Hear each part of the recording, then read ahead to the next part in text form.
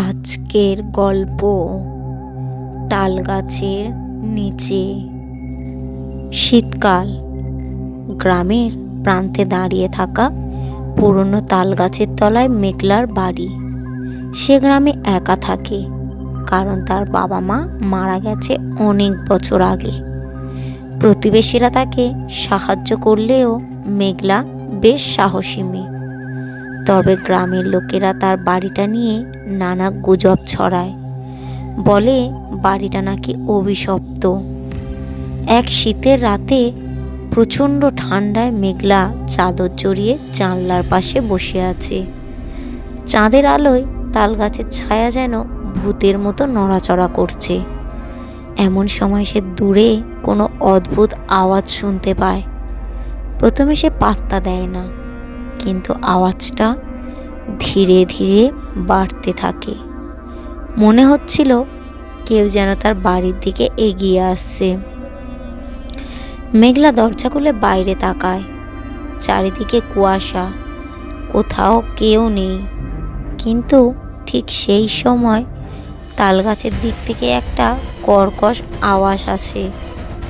মেঘলা। আওয়াজটা শুনেই তার হাড় কেঁপে ওঠে। কাঁপা কাঁপা গলায় সে জিজ্ঞাসা করে, কে কে ওখানে? কেউ উত্তর দেয় না, শুধু বাতাসে পাতার মর্মর ধ্বনি। মেঘলা দ্রুত দরজা বন্ধ করে দেয়, কিন্তু তার মনে অস্বস্তি বাড়তে থাকে। কিছুক্ষণ পর হঠাৎ করে দরজা জোরে ধাক্কা পড়তে থাকে। মেঘলা ভয় পেয়ে কুপি জ্বালিয়ে দরজার দিকে এগিয়ে যায়। দরজা খোলার সাহস হয় না তার, কিন্তু দরজার ফাঁক দিয়ে বাইরে দেখার চেষ্টা করে। হঠাৎ তার মনে হয় জানলার বাইরে কেউ দাঁড়িয়ে আছে। একটা ছায়া মূর্তি, লম্বা, কালো, অবয়ব। মুখ দেখা যাচ্ছে না, কিন্তু তার উপস্থিতি যেন পুরো বাড়িটা জমাট করে দিয়েছে।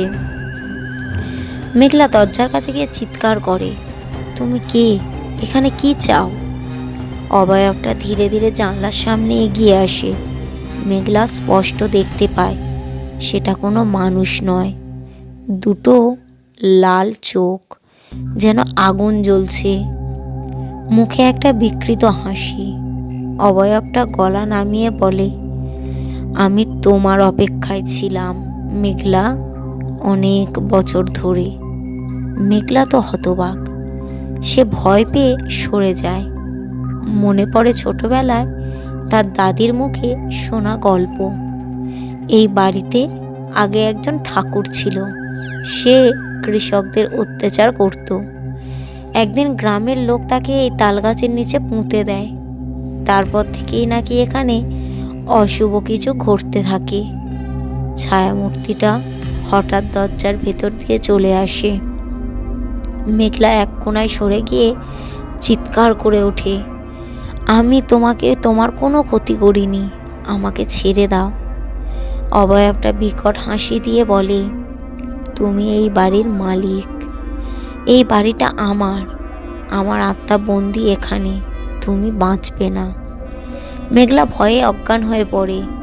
সকালে প্রতিবেশীরা এসে দেখে মেঘলা ঘরের মেঝে পড়ে আছে।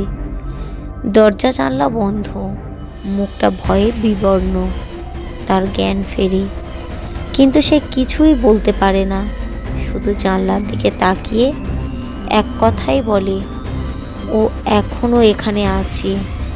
গ্রামে আর কেউ সাহস করে সেই বাড়ির দিকে যায় না।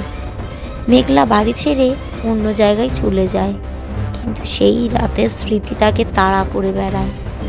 আর গ্রামের লোকেরা বলে, রাতে তাল গাছের তলায় গেলে নাকি কেউ আর ফিরে আসে না।